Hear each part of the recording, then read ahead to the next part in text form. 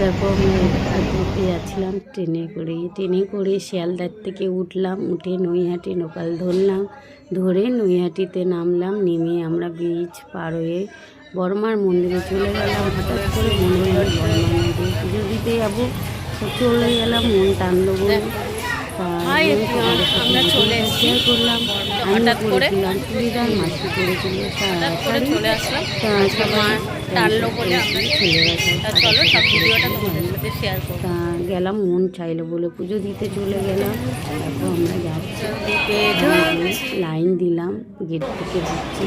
আমরা যখন গেছি তখন বাজে 6টা, তো 6টার সময় যখন পৌঁছেছি তখন ভিড় কমই ছিল। যখন আমাদের পুজো দেবো তখন দেখো কতটা অল্পই ভিড় ছিল, খুব সুন্দরভাবে পুজো দিলাম।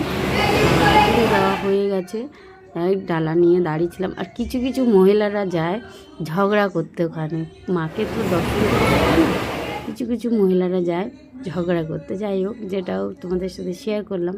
কিছু মহিলারা খুব মানে যাই বদমাশি করে, অনেকে লাইনে দাঁড়ানোর নিয়ে দাঁড়িয়েই থাকে, হাঁ করে দাঁড়িয়েই থাকে।